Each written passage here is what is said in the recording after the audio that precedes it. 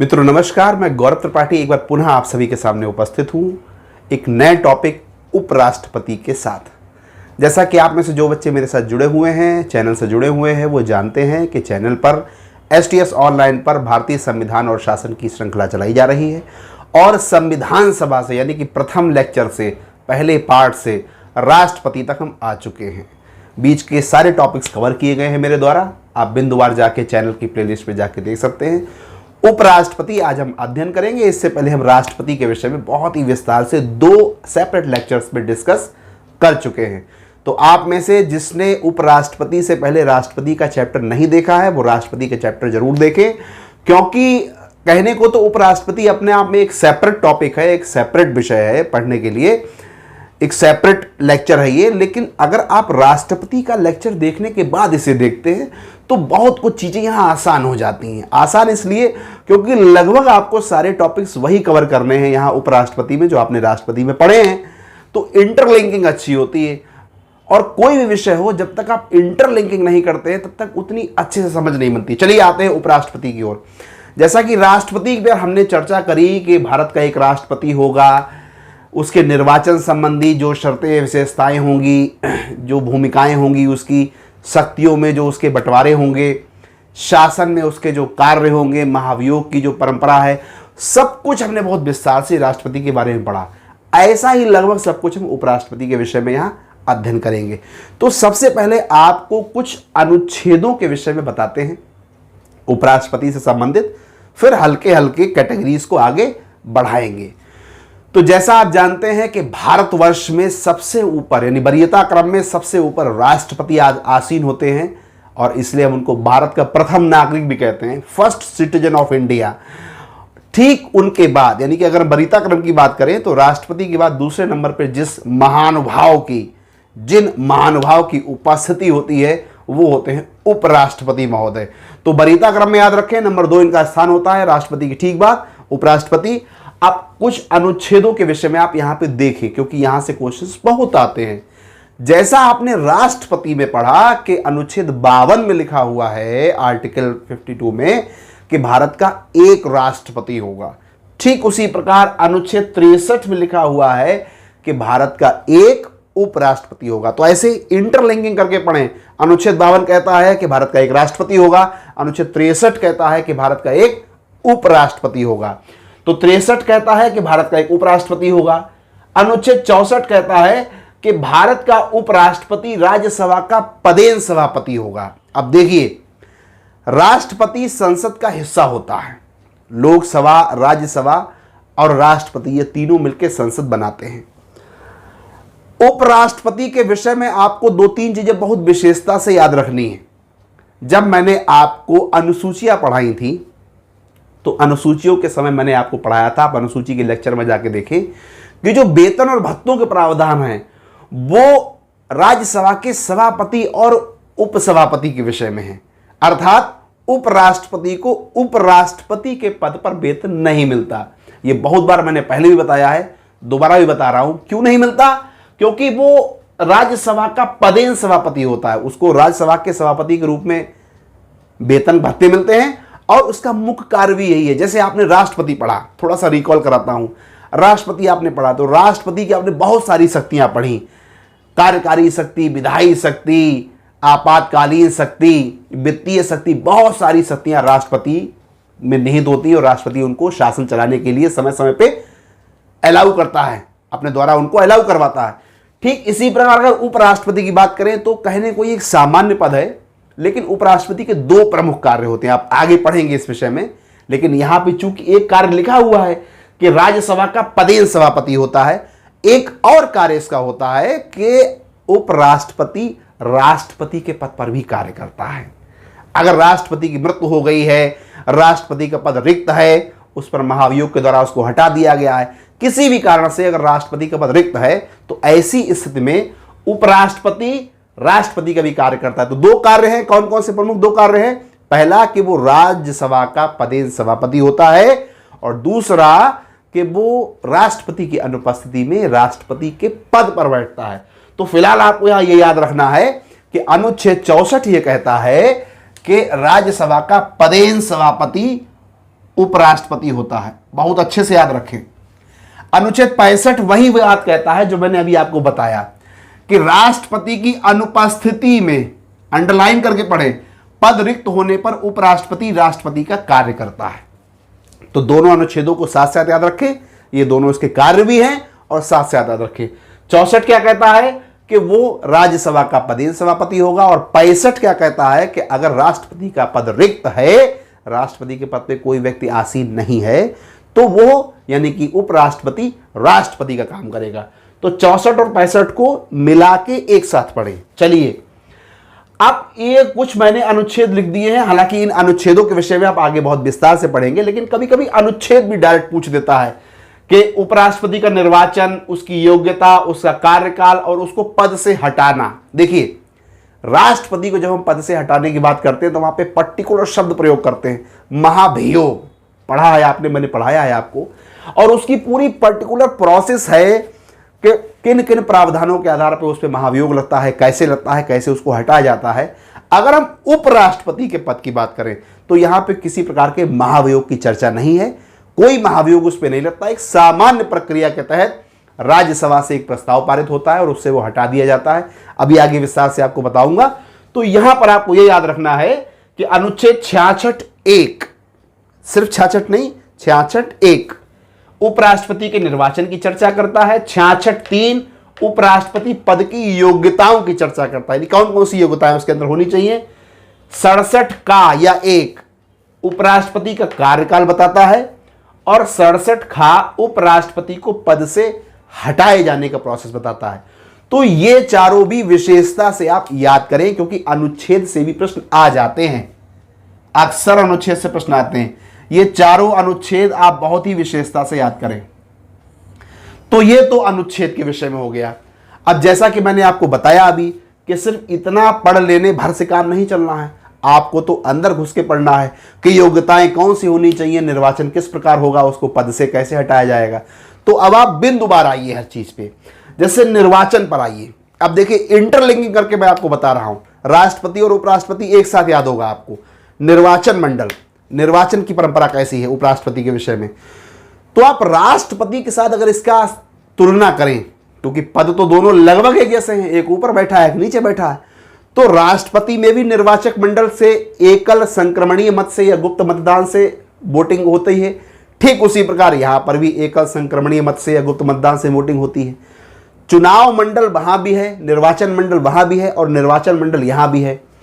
यहां पर जो मेन चीज आपको पढ़नी है, दो जो मेन चीजें पढ़नी है जहां से क्वेश्चन बहुत हिट होते हैं, वो है दूसरे और तीसरे पॉइंट। देखिए, लिखा हुआ है लोकसभा और राज्यसभा के निर्वाचित और मनोनीत सदस्य। अब ये क्या है? राष्ट्रपति जब मैंने आपको पढ़ाया था तो मैंने आपको बताया था राष्ट्रपति के निर्वाचन में 2 कैटेगरीज होती हैं, पहली संसद के सदस्य और दूसरे विधानसभाओं के सदस्य। एक तो चीज ये याद रखनी है कि संसद के सदस्य भी भाग लेते हैं और विधानसभाओं के सदस्य भी भाग लेते हैं। और भाग कौन से सदस्य लेते हैं?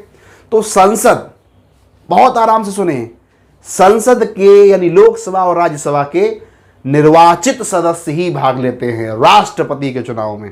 पुनः रिपीट कर रहा हूं, राष्ट्रपति के चुनाव में संसद के यानी लोकसभा और राज्यसभा के केवल निर्वाचित सदस्य भाग लेते हैं, लेकिन उपराष्ट्रपति के चुनाव में लोकसभा और राज्यसभा के निर्वाचित और मनोनीत दोनों ही सदस्य भाग लेते हैं। बस इतना सा फर्क आपको याद रखना है। अब देखिए, मनोनीत सदस्यों के विषय में थोड़ा सा आपको और बता दूं, इसे आप अंडरलाइन करें। राष्ट्रपति के चुनाव में लोकसभा राज्यसभा के केवल निर्वाचित सदस्य भाग लेते हैं, विधानसभाओं के भी निर्वाचित सदस्य भाग लेते हैं, यानी विधायक भाग लेते हैं जो हमारे आपके द्वारा चुन कर आते हैं। लेकिन उपराष्ट्रपति के चुनाव में लोकसभा और राज्यसभा के केवल निर्वाचित ही नहीं, मनोनीत सदस्य भी भाग लेते हैं। एक तो ये याद रखें। दूसरा क्या याद रखना है आपको यहां पर कि राज्य विधानसभाओं के सदस्य शामिल नहीं होते। किसमें नहीं होते? उपराष्ट्रपति के चुनाव में। राष्ट्रपति के चुनाव में शामिल होते हैं, उपराष्ट्रपति के चुनाव में शामिल नहीं होते। ये 2 बिंदु बहुत ही विशेषता से याद रखें मित्रों, बहुत प्रश्न यहां से आते हैं। राज्य विधानसभाओं के सदस्य शामिल नहीं होते, जबकि राष्ट्रपति के चुनाव में शामिल होते हैं।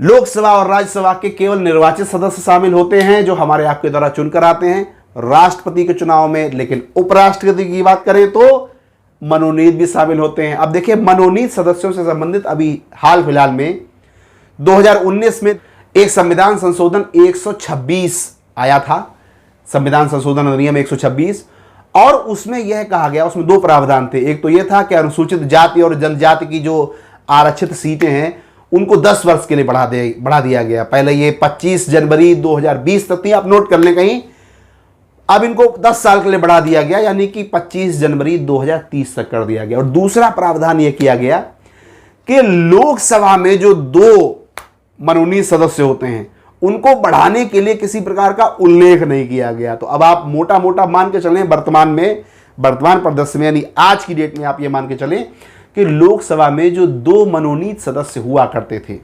545 सदस्यों की लोकसभा में जो 2 मनोनीत सदस्य हुआ करते थे, जो राष्ट्रपति द्वारा मनोनीत किए जाते थे, वो अब नहीं हैं, वो अब प्रभावी नहीं है। कब से नहीं है?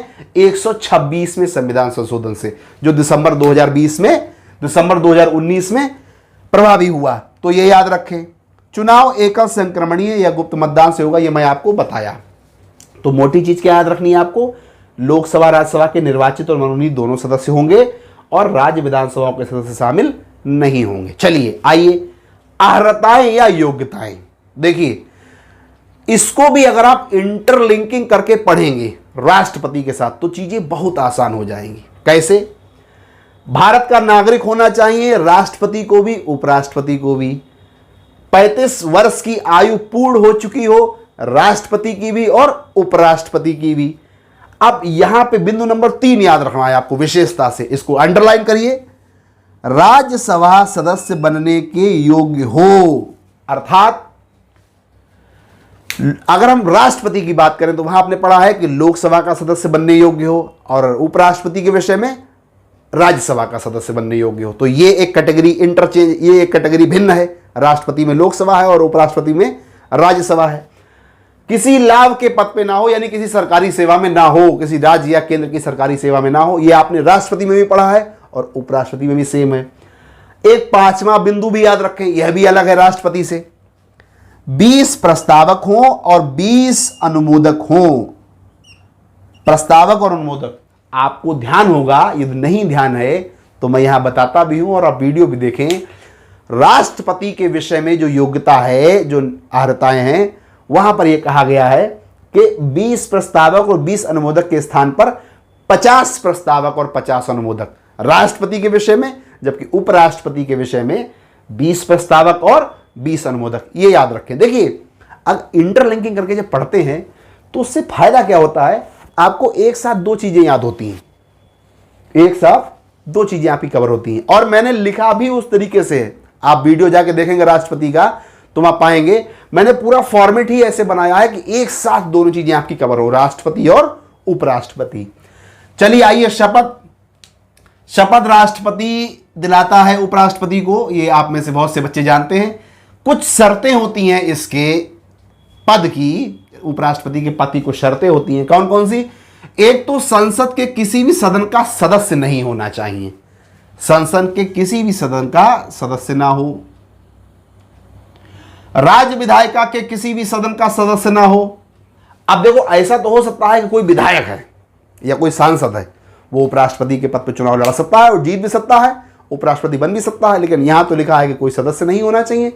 तो ऐसी स्थिति में क्या प्रावधान है कि अगर कोई संसद का सदस्य या राज्य विधायिका का कोई सदस्य अगर उपराष्ट्रपति के पद पर चुनाव लड़ता है, जीतता है, तो उसको वह पद छोड़ना पड़ेगा या स्वयं में यह माना जाएगा कि वह उस पद से त्याग पत्र दे चुका है और वह उपराष्ट्रपति के पद यानी कि राज्यसभा के पदेन सभापति के पद पर ही आसीन रहता है, किसी भी लाभ के पद पर ना हो। यह आपको पहले ही मैंने बताया, ये 3 शर्तें हैं।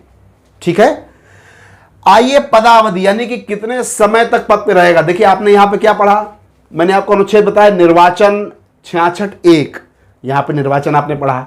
योग्यताएं 66(3), यहां पे आपने योग्यताएं पढ़ी। उसका कार्यकाल यानी पदावधि 67 का आप आगे ये पढ़ेंगे। तो ये मैंने अलग से आर्टिकल्स इसलिए लिख दिए कि आप आर्टिकल्स को सेपरेटली याद करें। कभी कभी आर्टिकल भी पूछ देता है, बाकी मसाला पूरा आप अलग से पढ़ें। तो पदावधि क्या है? पद ग्रहण करने से 5 वर्ष तक अपनी कुर्सी पर रहेगा। उससे पहले भी राष्ट्रपति को त्यागपत्र दे सकता है। पद से हटाने के लिए देखिए मैंने आपको क्या बताया, अभी किसी महाभियोग की आवश्यकता नहीं होगी, सामान्य परंपरा के आधार पर हटेगा। अब यहां से 2 से 3 प्रकार के प्रश्न आते हैं।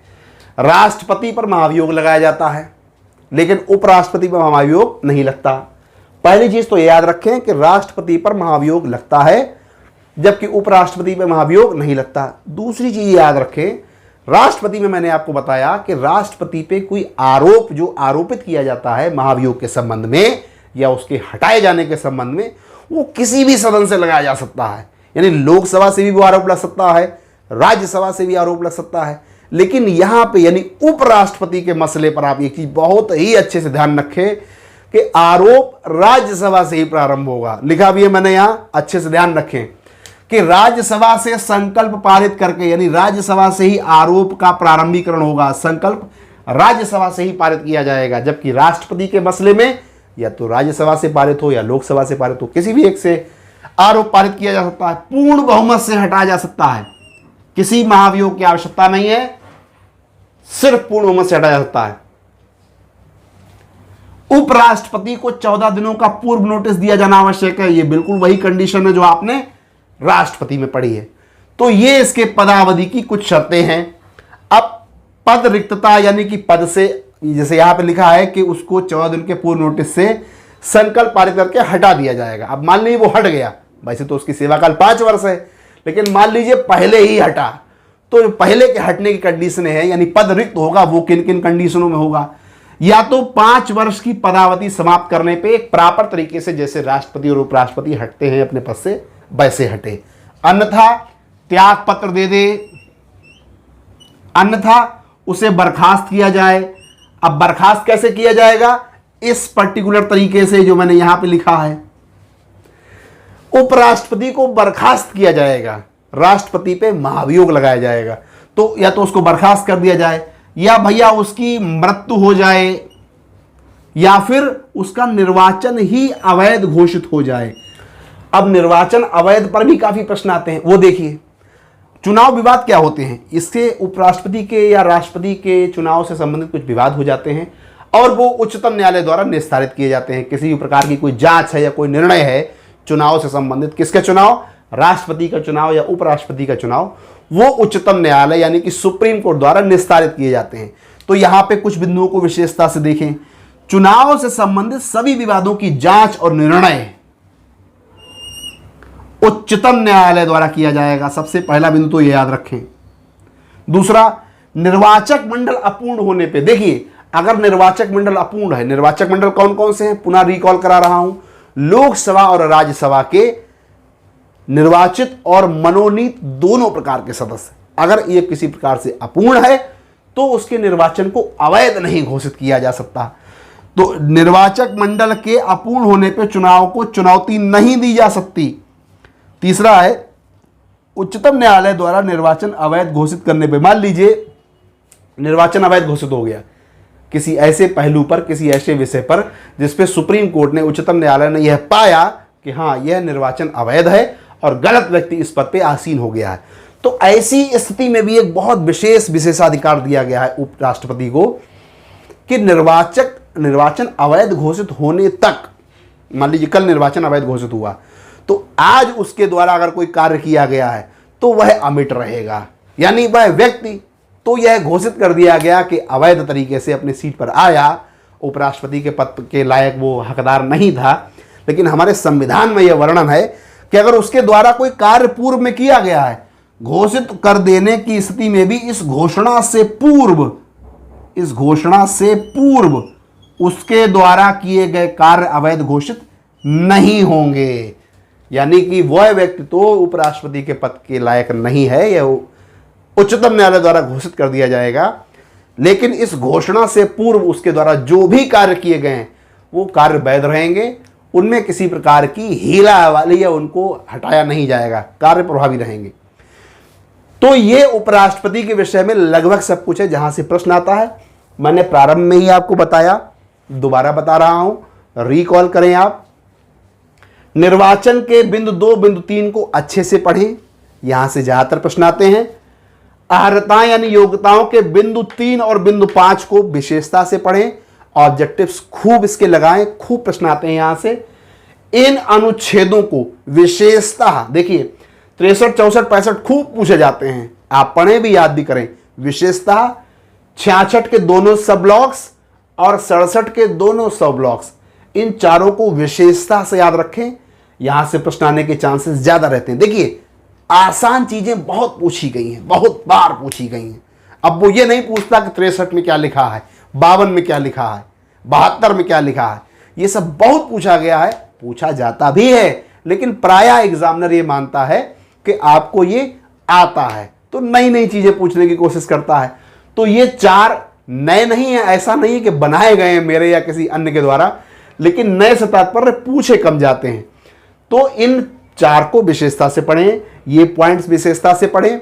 शक्तियों के विषय में एक आप और यहां पे हेडिंग बढ़ा सकते हैं, राष्ट्रपति की शक्तियां। तो शक्तियां चूंकि मैंने आपको यहीं पर बताई इसलिए मैंने बाद में नहीं बढ़ाई। 2 मुख्य रूप से शक्तियां होती हैं, एक अनुच्छेद 64 और एक अनुच्छेद 65।